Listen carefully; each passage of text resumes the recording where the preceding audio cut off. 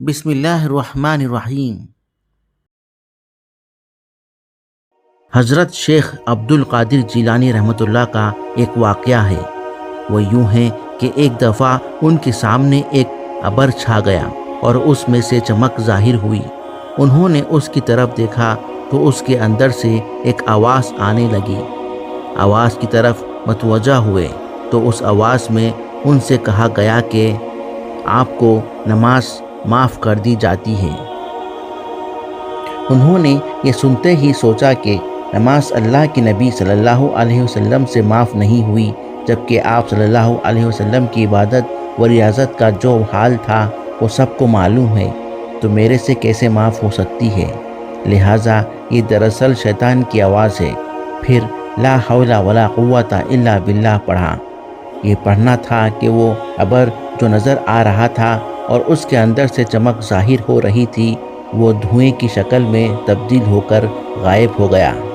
حضرت سمجھ گئے کہ دراصل شیطان کی آواز تھی۔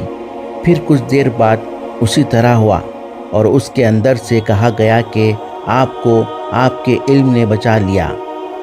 حضرت نے فوراً اس کے جواب میں فرمایا کہ میرے علم نے نہیں، میرے خدا نے مجھے بچا لیا۔ دیکھا آپ نے کہ علم انسان کی رہنمائی کرتا ہے، لیکن بچانے والی ذات تو اللہ ہی کی ہوتی ہے۔ اگر خدا بچانا نہ چاہے تو وہ عالموں کو بھی گمراہ کر دے، جیسے بہت سے ہو جاتے ہیں۔ حضرت شیخ عبد القادر جیلانی رحمۃ اللہ کے ساتھ ایک اور واقعہ بھی پیش آیا کہ آپ ایک مرتبہ بڑی شدت سے پیاس محسوس کر رہے تھے۔ حضرت رحمۃ اللہ نے جنگلات میں کئی سالوں تک زندگی گزاری ہے، ریاضت کے لیے، مجاہدات کے لیے، تو اس زمانے میں پانی ایک دفعہ نہیں ملا۔ بڑی شدت کی پیاس لگ رہی تھی، دور دور تک پانی کا نام و نشان نہیں تھا۔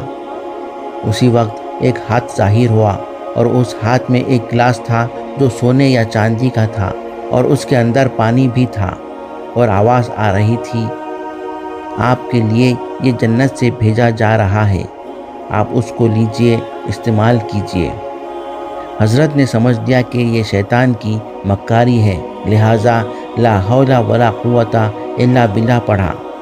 حضرت کو یہ بات کیسے سمجھ میں آئی کہ یہ شیطان کی مکاری ویاری ہے؟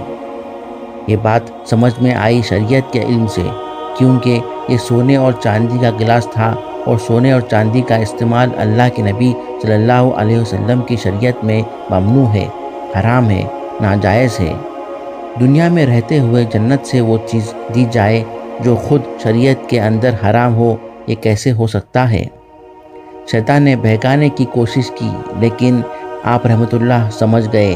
لا حول ولا قوت پڑھا تو شیطان کہنے لگا کہ آپ کے علم نے آپ کو بچا لیا۔ آپ رحمۃ اللہ نے فرمایا کہ علم نے نہیں، بلکہ میرے خدا نے مجھ کو بچا لیا۔